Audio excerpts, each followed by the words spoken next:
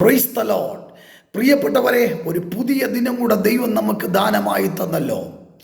റോമാലേഖനം 10-ാം അധ്യായം അതിൻ്റെ 11-ാം വാക്യം ഇങ്ങനെ പറയുന്നു, അവനിൽ വിശ്വസിക്കുന്നവൻ ഒരുത്തനും ലജ്ജിച്ചു പോകുകയില്ല. അതേ പ്രിയപ്പെട്ടവരെ, യേശുക്രിസ്തുവിൽ വിശ്വസിക്കുന്ന ഒരു വ്യക്തിയുടെ ജീവിതത്തിൽ ഇന്ന് പകൽ ഞാൻ ആത്മാവിൽ നിങ്ങൾക്ക് ഈ ദൂത് ഞാൻ കൈമാറുന്നു. നീ ലജ്ജിച്ചു പോകുവാൻ ദൈവം സമ്മതിക്കയില്ല. നിന്റെ മുഖം കുനിയുവാൻ ദൈവം സമ്മതിക്കയില്ല.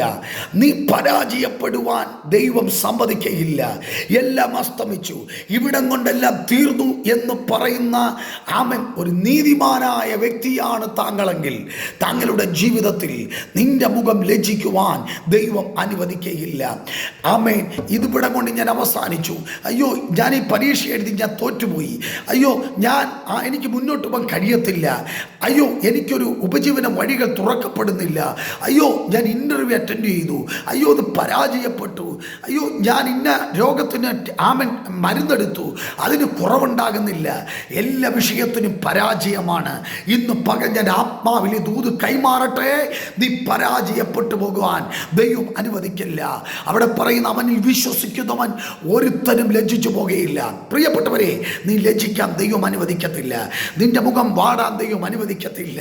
നീ ഇനി കരഞ്ഞുകൊണ്ടിരിക്കാൻ ദൈവം അനുവദിക്കത്തില്ല. ഇപ്പോഴൊരു തോൽവി നിനക്ക് വന്നു കാണും, പക്ഷേ ഈ തോൽവി നിന്റെ പരാജയത്തിനല്ല, നിന്റെ വിടുതലിനാണ്, നിന്റെ ജയത്തിനാണ്.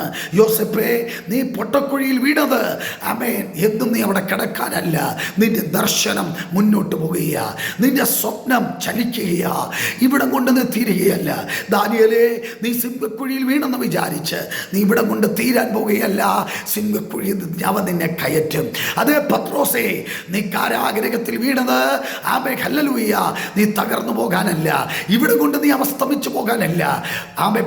മറ്റുള്ളവർ കാരാഗ്രഹത്തിൽ ഇട്ടെന്ന് വിചാരിച്ച് ആമേൻ അവൻ്റെ സഹോദരനെ വാളുകൊണ്ട് കൊന്നു, അതുകൊണ്ട് നിന്നെ കൊല്ലുവാനല്ല. നീ ഭാരപ്പെടേണ്ട, നീ ഭാരപ്പെടേണ്ട. അവൻ നിന്നെ പുറത്തു കൊണ്ടുവരും.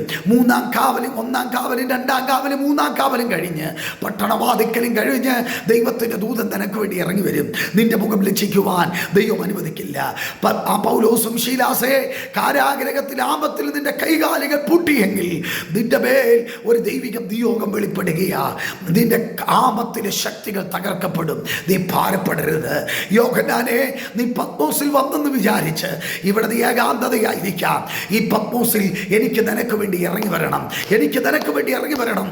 വരാനുള്ള വെളിപ്പാടുകൾ, വരാനുള്ള സംഭവങ്ങൾ, വരാനുള്ള ദൈവിക നിയോഗങ്ങൾ നിന്നെ എനിക്ക് അറിയിക്കണം. അതുകൊണ്ട് നീ പത്മോസിൽ എത്തപ്പെട്ടേ പറ്റത്തുള്ളൂ. ധൈര്യമായിരിക്കുക. നീ ലജ്ജിച്ചു പോകാൻ ദൈവം അനുവദിക്കത്തില്ല. ഇപ്പോഴെന്തോ കാര്യം സംഭവിച്ചെന്ന് വിചാരിച്ച് നിന്റെ മുഖം വാടണ്ട, നീ വേദനപ്പെടണ്ട.